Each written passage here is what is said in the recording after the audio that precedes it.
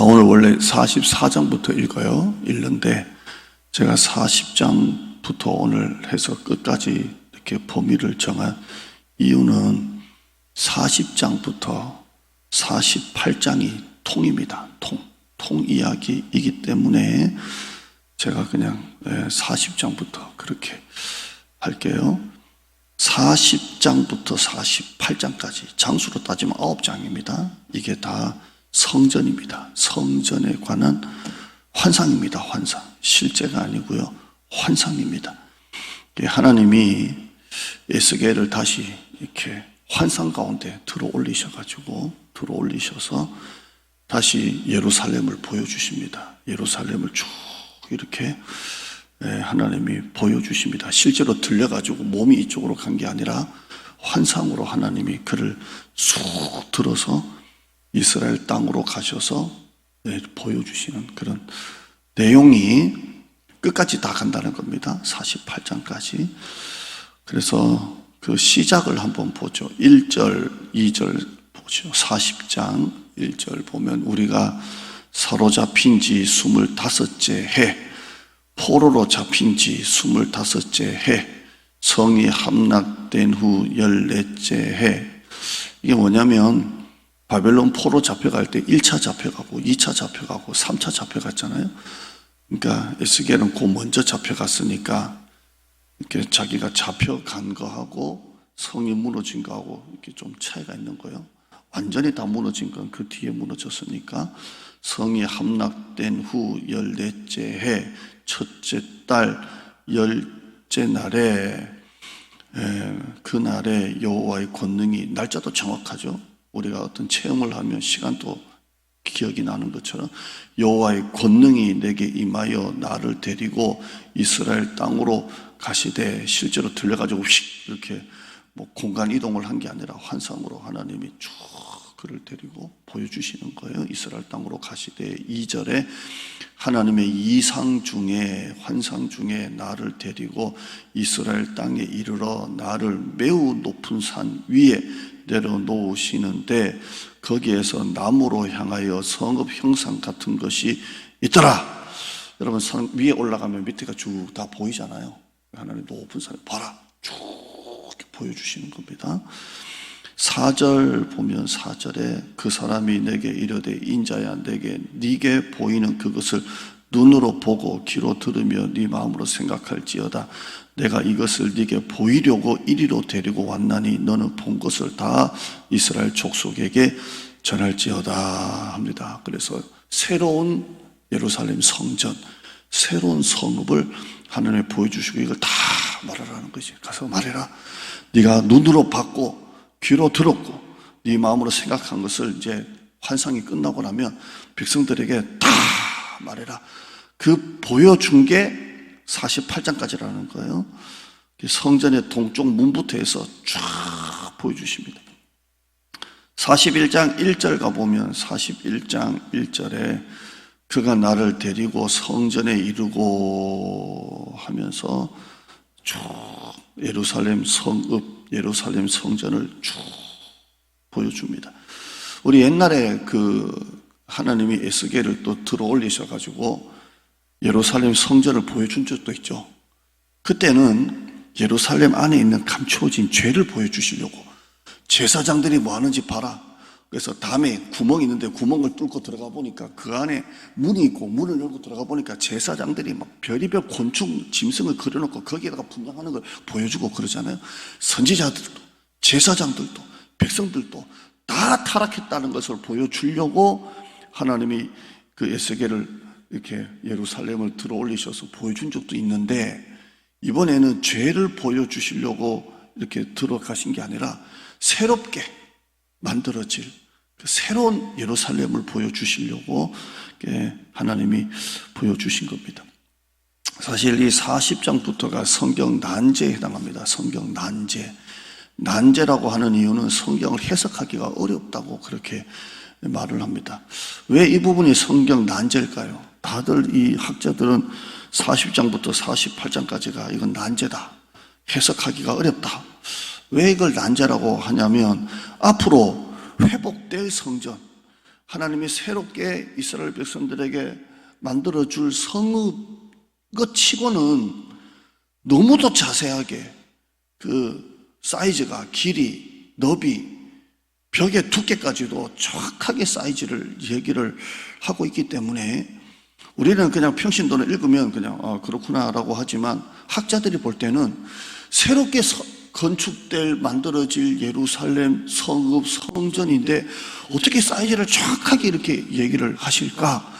예를 들어서 하나님이 모세에게 성막을 지으라고 할 때 정확하게 양식을 얘기했잖아요. 규빗 나오고, 솔로몬이 성전 지을 때도 규빗 이렇게 하면서 정확하게 해가지고 정확하게 그 하나님의 말씀한 대로 받아 써서 그게 설계 도면 나왔는데 꼭 지금도 정확하게 양식, 길이, 두께, 벽의 두께까지도 얘기하고 있기 때문에 이게 정말 예언서인지 아니면 실제인지가 학자들이 이게 난제라고 봅니다.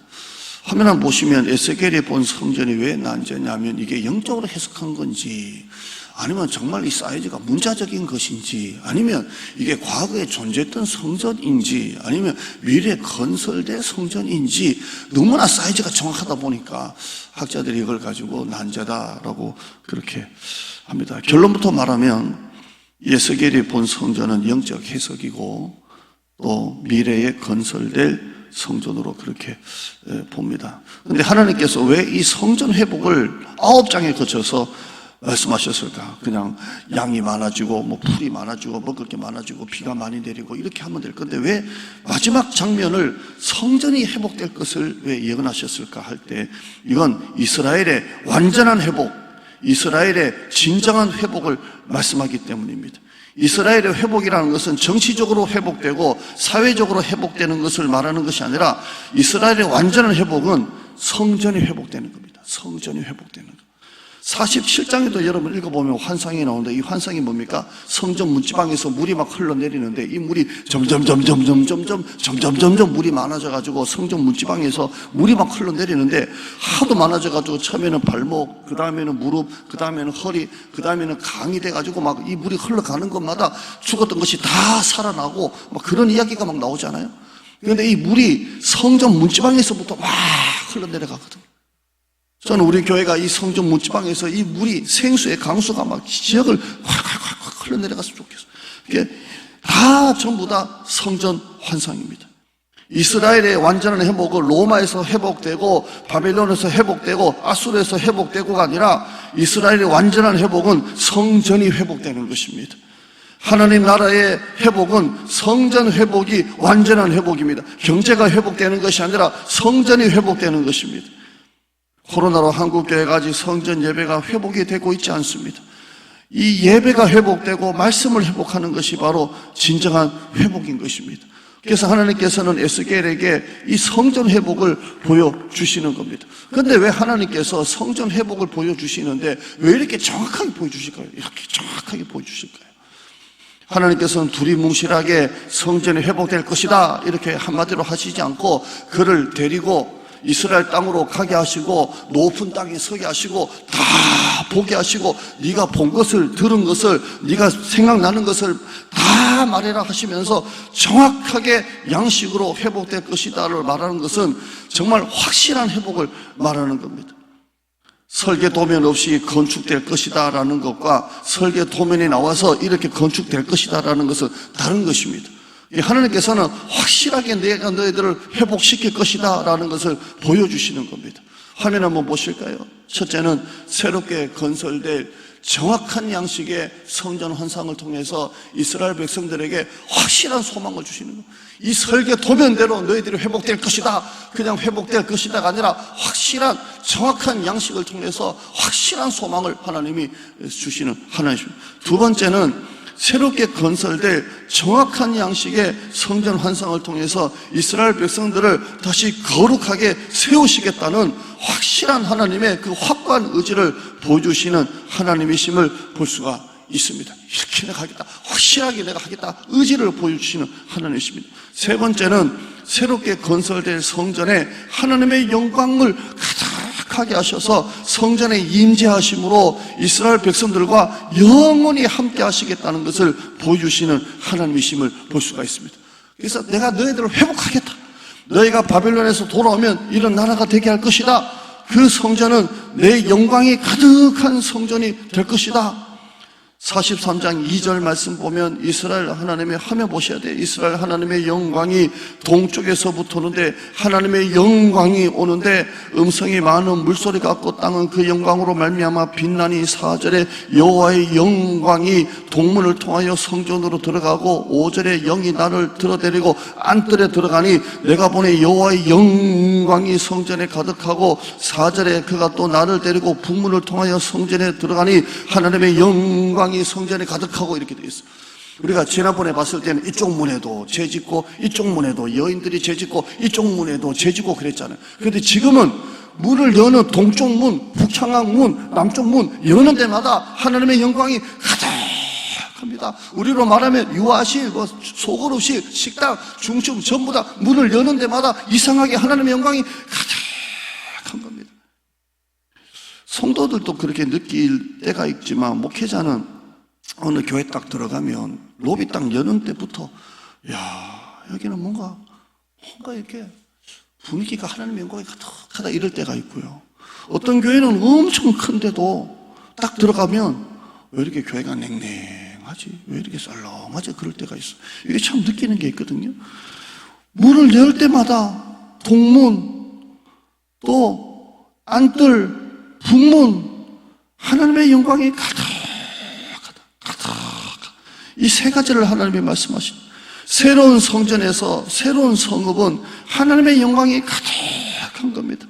에스겔서 48장은 주제가 새로운 성전에서 새로운 성읍을 하나님이 보여주시는데, 이 차이가 뭐냐? 옛날과 지금의 차이가 뭐냐? 마지막 절 한번 보실까요? 마지막 절 48장 3절 보시면, 그날 이후에 그 성읍 이름이 여호와의 산마라 이렇게 합니다. 여호와의 산마다 이렇게, 여호와의 산마다 합니다. 하나님이 거기 계시다. 여호와 산마, 하나님이 거기 계시다입니다.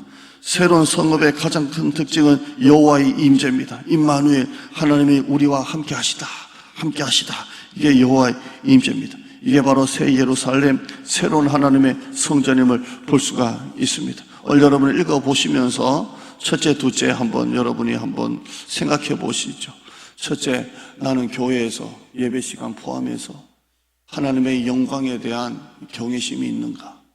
여러분이 교회 와서 신앙생활하고 예배 드리면서 정말 하나님의 영광에 대한 경외심이 있는가? 저는 목회를 하면 우리 교회에서 제가 본분이 없으니까 말하는 거예요. 저는 교회 예배를 드리러 들어오면서 이렇게 들어오는 장로를 보면서 담임 목사로서 진짜 한심하다. 어떻게 교회에서 예배 들어오면서 성경책은 저 뒤에 꼽힌 거 하나 그냥 빼가지고 하나 탁 올려놓고 어떻게 이렇게 예배 드리러 오냐 이게. 어떻게 목양실 들어올 때 어떻게 이렇게 목양실로 들어오냐 이게. 참. 절간 들어갈 때 불자들은 세 번 하고 그 불교 입구로 들어가더만. 그 뭐 하고 난 다음에 뭐 하고 난 다음에 그냥 안 가고 또 이거 세 번 하고 가더만. 교회는 엉망이에요. 하나님의 영광에 대한 경외심이 없어요. 정말 이게 없어요. 이 경외심이 태도예요. 태도가 믿음이에요. 태도가. 교회를 섬기는 태도, 목회자를 향한 태도, 예배를 드리는 태도. 이 영광이 가득한 성전. 하나님의 새롭게 만드실 새 예루살렘은 하나님의 산마, 여호와의 산마, 내가 거기 있다라는 거죠. 두 번째는요, 나는 예배 시간에 하나님의 영광을 체험한 적이 있는가? 하나님이 예배 시간에 임재하심으로 우리와 함께 하시는구나, 나와 함께 하시는구나, 이걸 느낀 적이 있는가? 하나님이 지금 나에게, 우리에게 지금 말씀하시는구나, 이 영광을 체험한 적이 있는가? 때로는 울기도 하고, 때로는 가슴이 뛰기도 하고, 때로는 회개하기도 하고, 아니면 너무 좋아서 우리 한 세 가지 중에 한 우리 집사님, 우리 김병준 집사님이죠. 왔을 때 일어나고 싶었다고 설교 시간에 그랬는데, 여러분 우리는 이런 체험한 적이 있습니까? 정말 우리가 성경을 오늘 9장을 여러분이 어제까지 포함해서 읽으면서 이 영광, 이 임재, 여호와의 산마, 여러분의 말씀이 되기를 축복합니다. 기도하죠. 하나님, 읽으면서 뭔 사이즈가 계속 나오고 이런 성전의 환상을 보면서 얼마나 사람이 많아지고 가축이 많아지고 들에 풀이 나고 뭐 양떼가 많아지고가 아니라 성전이 회복될 것임을 말씀하고 있습니다. 성전 회복. 오늘 우리가 이 나라 이 민족이 사는 길은 정치권들은 지금 싸우기 위한 싸움을 계속 대립과 반목, 갈등을 계속 반복하고 있는데 진짜 이 나라의 회복은 교회가 회복되는 겁니다. 역대 대통령 다 자살하고 또 감옥에 가고 이런 역대 대통령을 둔 나라에서 어떻게 이렇게 잘 살게 되었겠습니까? 지금도 정치권들은 수도 없이 싸웁니다. 어떻게 이렇게 싸워도 애들도 아닌데 이렇게 싸울까 할 정도로 싸우는데 교회가 회복되고 예배가 회복되는 것만이 이 나라가 사는 길입니다. 성전 회복되고 오늘 우리 성도들도 개인 예배가 회복되고 공예배가 회복되고 예배가 회복되는 성도 되게 하여 주시옵소서.